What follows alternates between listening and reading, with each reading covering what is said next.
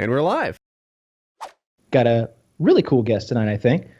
Chiz has informed us that you are a big fan of the show. You watch, at least keep up to date with it. You know who we all are. And he said that you follow like politics and global happenings and such. But what's really interesting, I think, is that you're from Iran. Is that right? And then you immigrated to Iraq for a while? Actually, the other way around. Okay. I'm interesting. Iraqi. My mother and father are Iraqis. But they migrated to Iran in the 90s, running away from Saddam's regime. That was after my family. So my parents went to Iran, and then I was born. And in 2003, when the regime went away and America liberated Iraq. A little freedom. You're welcome, by the way. Yeah. You're welcome. 3 Americans, thank you. They liberated Iraq. We went back against the will of my father, because my father at the time was in Australia trying to secure a little gathering for us there. So that also ruined his plans to go there, because he was planning on us coming from Iran. So we went back to Iraq and lived there from 2003 to 2010, and then we migrated to Europe finally. How old are you? So how old were you? Yeah, I was going to say, this is a migration? lot of history for someone who's 13 years old. I do get a lot. I'm 27, actually. I'm almost 27. Okay, so you were... I was born in, 26. I was born in almost 27. I was born in 1991 in Iran. But yeah, I do look young. My brother always gets the thing. People tell him that he looks older than me, and I look younger than him. So I do get that a lot. I do look young. So I guess that's a good thing. It is. So anyway, that is an incredible amount of, it's almost hard with something like this to even ask a question, because I am so removed from it and I have no idea of any of the happenings. What are just, you said you were a translator for a while there. How old were you when you were doing that, and what was that like? Was that for U.S. forces or just... Yeah, so that's also another crazy story. In 2004, maybe beginning of 2005. The dates are kind of blurry for me at the moment, but in beginning of 2005, let's say, I used to live with my aunt, with my family, which we were all living in there, and that was behind a very big shrine mosque, Al Sahla. It's called in Najaf, Al Kufa. You guys all know it, of course. Of course. And obviously. yeah, That's the thing. Yeah, anyway, so the militia, Al Mahdi militia, that were insurgents following Muqtada Sadr, which were militia in the south controlling the region.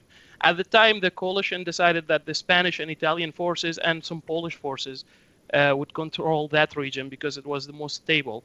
And Baghdad and Tikrit and all those unstable regions would go to U.S. troops, UK, and other forces. Anyway, so those militias had a lot of control on the region. And I used to go there a lot with my parents, and they heard me once speaking Farsi, which is Iran's language, which I was, of course, born and raised there. I speak Farsi as fluently as I speak Arabic. And they just asked me. I was like 14 or 15 years old, and they were like, hey, would you mind translating for us? So I went ahead and translated for a few people. Well, hang on. Wait a minute. Wait. Let's No skip over child that. labor laws. Hang on a second. Yeah, go ahead. So you're 14 years old, and what nationality were 15 these? maybe. Okay, what Iraqis, nationality were these guys? So Yeah. were these Iraqi soldiers who asked you? No, to do not this? soldiers, but insurgents, a militia that were used to secure shrines Okay. and places that are public that could be eventually targeted for car bombing or terrorist attack and stuff. Okay. So they would search people that would try to enter the shrine, and basically patting them down and all that. So basically, I used to stand there. Well, at the start, I translated for a few people, and the need for a translator kept coming up. So they just when they saw me again, they were like, "Hey, you should come on, like sort of a part-time thing." How much does a job like this pay when you're 14 years old? It didn't pay anything at the beginning. Fuck! So you're Wow.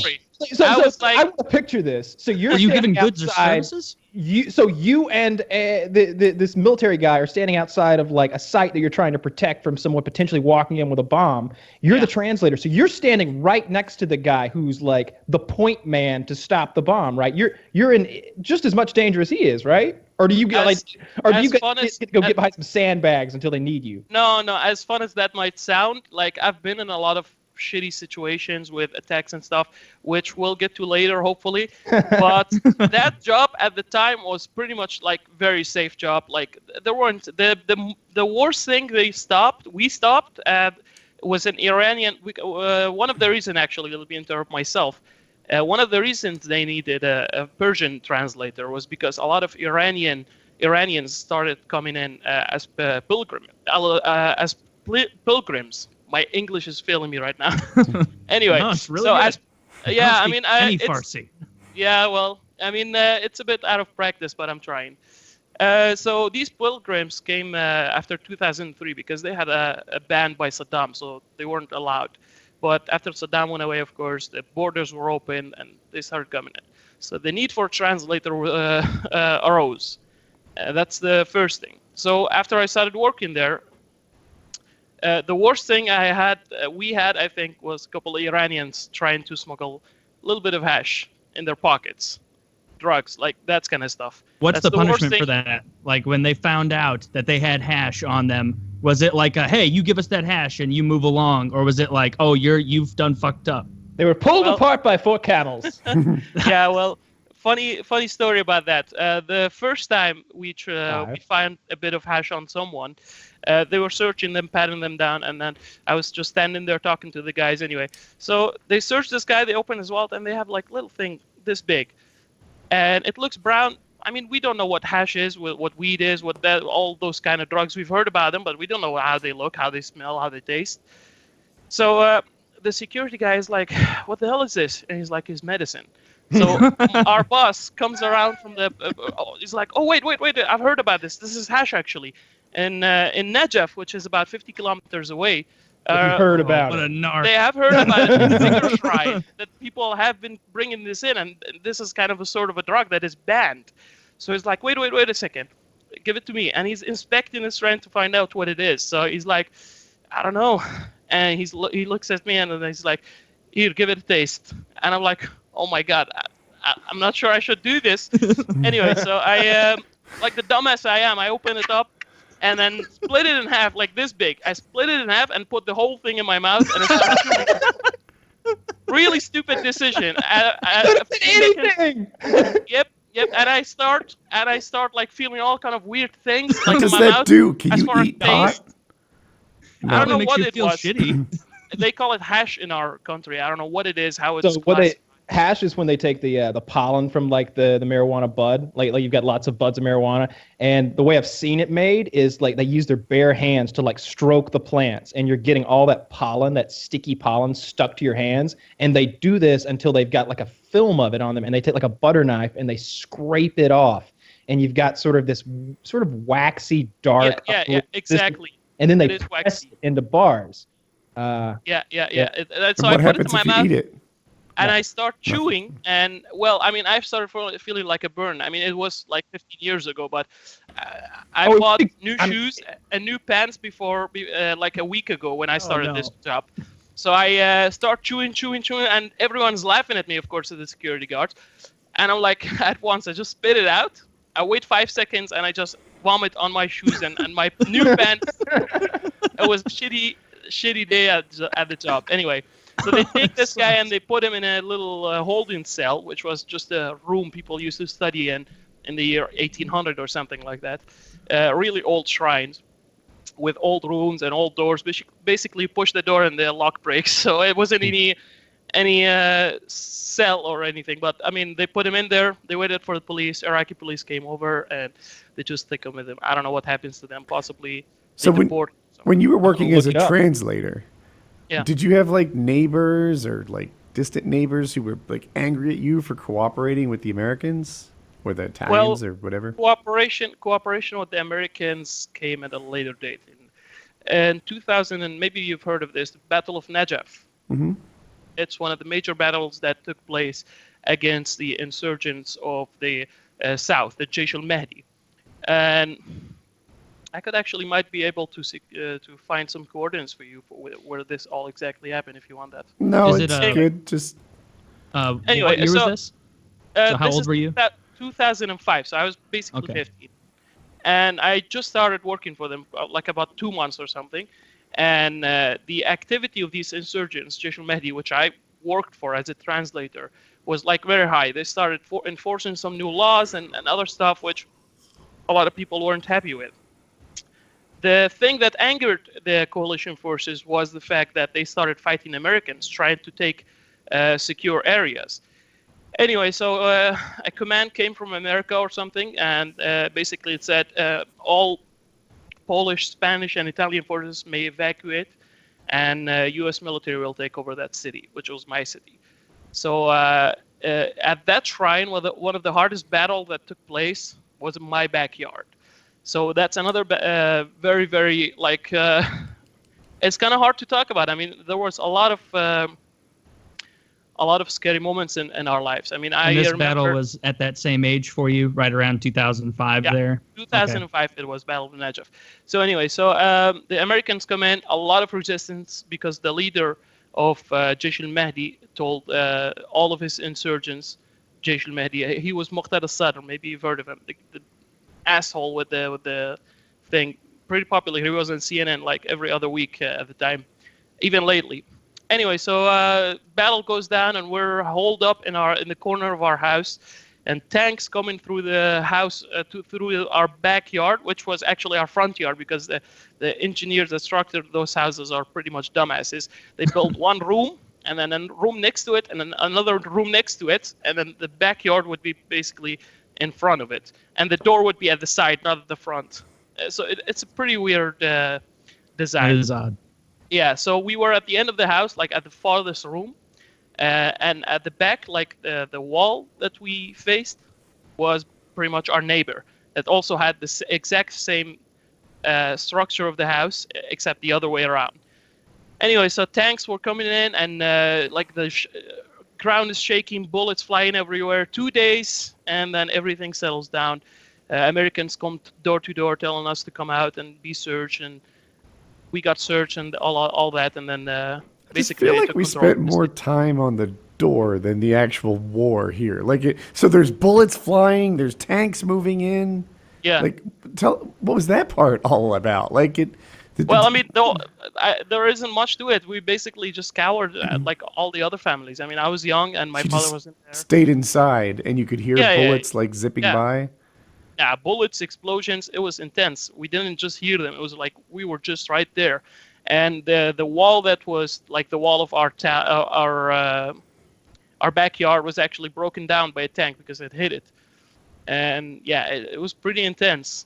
How long did it last? Or how long, I guess, were you holed up in your house there for the whole 2 days? Yeah, we were holed up 2 days. Well, thankfully we had food and all that stuff. My cousin, actually, which was my aunt's house, had an AK, and he was like holding it by himself. And I was like, "What the fuck are you doing?" I didn't say anything, obviously, but my aunt was like, "You dumbass! If the Americans come in, the first one they shoot is you. Why the hell do you even have it at your side? It's not gonna help you." I was like, "Maybe some insurgents will try to hide in our house. I'm not gonna let them. American will kill us." Anyway, so so that happened, and that went on. The next thing that I remember happening was like just life going on, and a couple of weeks later, real quick, like as the battle was raging and everything, do you remember, like, obviously fear's the number one thing, but as far as like anger at the sides of the battle, were you just like, what was that mentality? Like, these fucking Americans, or like, both of these fucking people, or like, what were you thinking as far as just the direction? Well, I know you were young at 15. Yeah, I was going to say, I mean, I was 15 at the moment. I didn't really have a specifically orientate my political opinion or anything, but at the moment I feel differently, of course, but at that time I was just scared, and with my family just waiting to see what happens. That was it. Yeah, but so after that, a few weeks ago, we kept like life went on, and then with my family we went to visit the shrine to just go pray and stuff.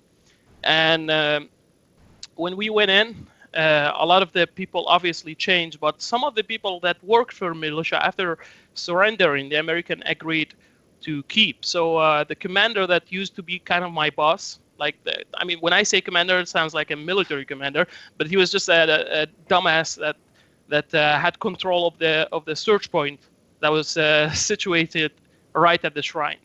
So he was still there, and he was like, "You should come back because we still have a lot of Iranians coming in after the battle. Maybe next week's, hopefully, in the coming weeks, hopefully." So Still no pay though, right?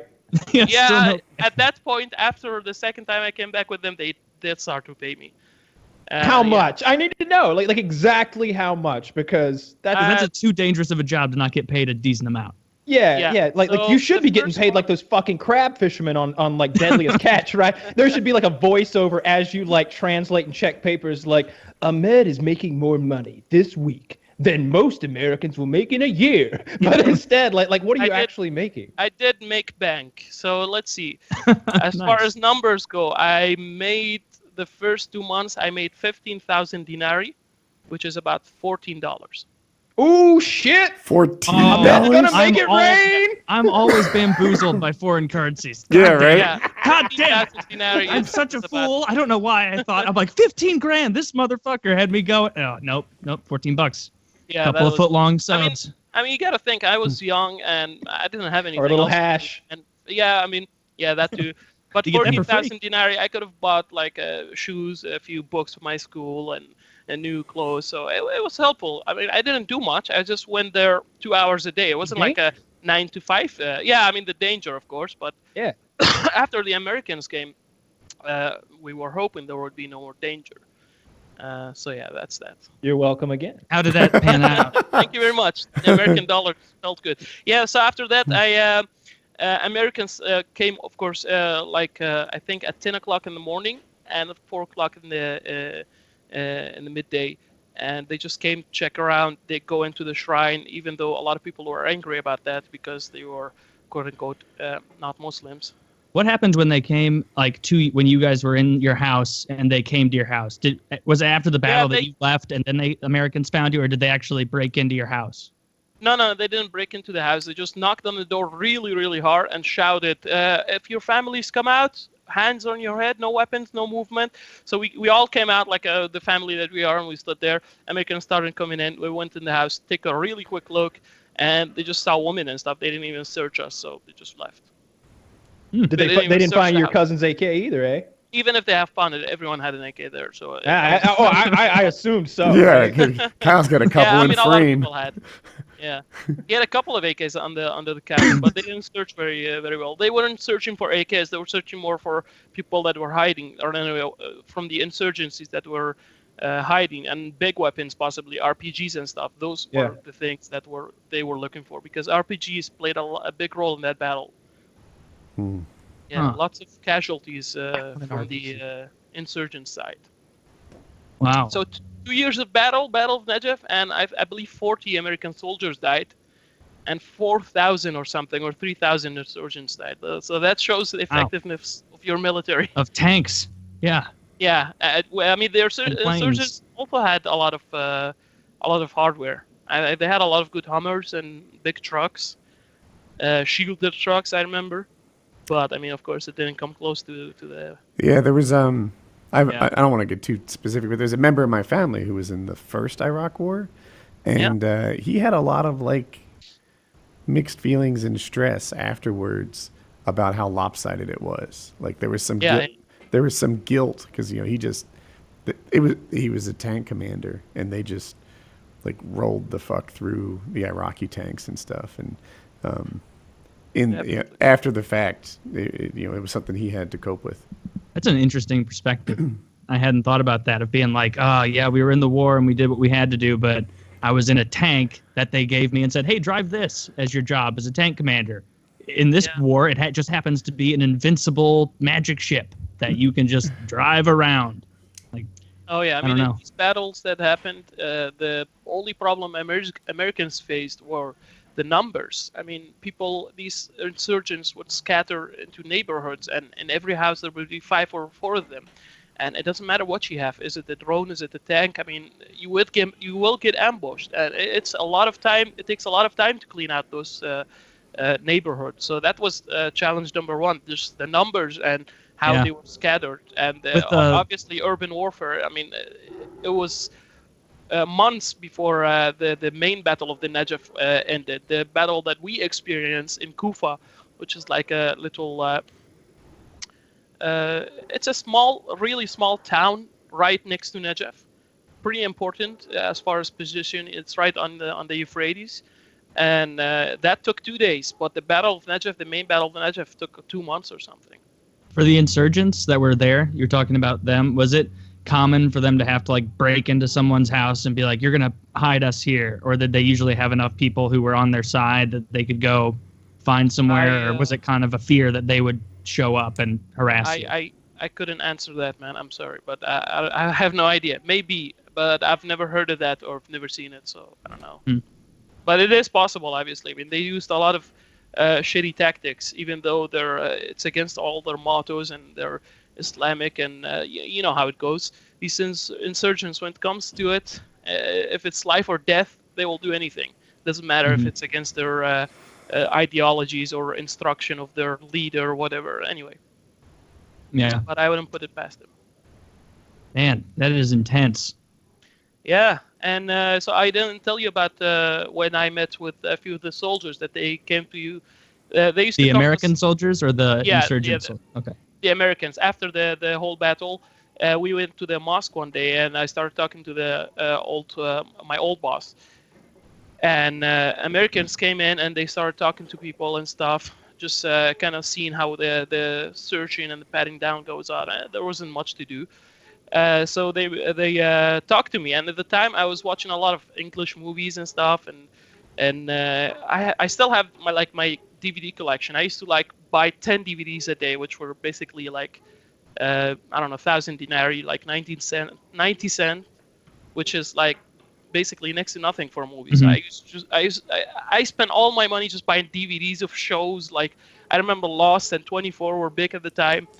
So those were my favorites. Yeah, exactly. That's really weird, but I really love that show. Anyway, at the time. So I have a lot of DVDs, and I picked up a lot of language from that. So it was my third language, so it was pretty impressive for these guys. So they were like, so you speak Arabic fluently and a bit of English, that could be better, but also Persian that we very much need because of all the pilgrims that are coming in. So the American soldier is like, if you come tomorrow, we will take you to the checkpoint at the next to your neighborhood. We need a few translators there. So you got to stand there for 5 or 6 hours. And we'll pay you, of course, $100. And I'm like, oh my God, $100? Are you serious? So that was my biggest payday as a translator. So the next day I came over and they picked me up and I went there and they gave me a vest and I standed there and basically didn't translate anything, absolutely nothing. Just talked to the soldiers in the first day. A few weeks later, after the combat, the dust settled down, a lot of pilgrims started coming in. A lot of people started getting arrested. I mean, Iranians really hate Americans, even the pilgrims. Yeah. So anyway, a lot of translating was needed. So I basically I was on my toes. My English was very weak at the time, so I was barely speaking. And yeah, so that was also a big challenge for me. So I did that for a couple of months, and I think. What was the attitude of the soldiers like when you were kind of getting to know them and talk to them? The best.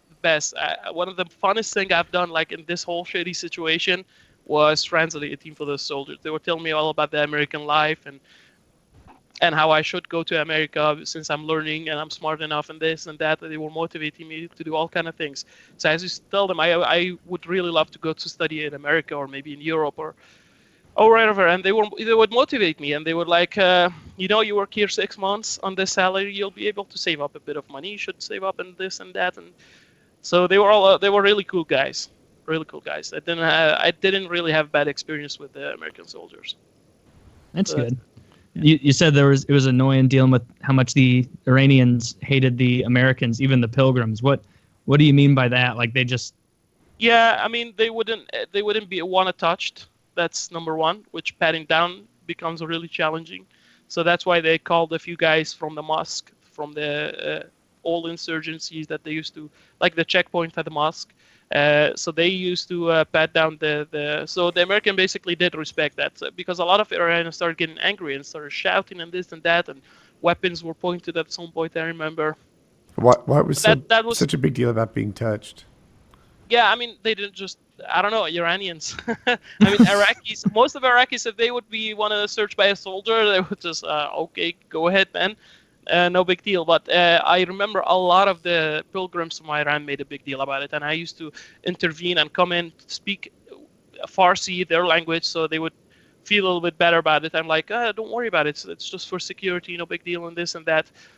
But it didn't help. I was like, no, this American dirty peasant will not touch me and this and that. Yeah, I remember a lot of hatred from Iran. When you translated, did you like tell them straight, like stuff like dirty peasant, or did you like smooth it over? Oh, absolutely not. I definitely did some. Say it again. Because you did, I was. You did smooth it over, or you didn't? I caught. Yeah, I mean, I was young. I mean, I was afraid. I remember, like, every time someone would say something that I would feel would offend the other party, I was like, oh my God, how am I going to say that? You're a terrible translator. Yeah. I need to know. Like, if I'm sitting there paying you 80,000 denarii or whatever. So if they just took a transcript of your translations, they'd be like, this is the friendliest checkpoint that we've ever seen. Like, everybody seems to be getting along. A lot of thank yous and pleases. It's not that extreme. No, but I mean, a lot of anger was also conveyed by their facial expression and how they start screaming. So I didn't have to translate everything. Anyway, but when there was like a few words thrown at, I wouldn't translate them unless I was asked. I don't actually remember if I ever done that.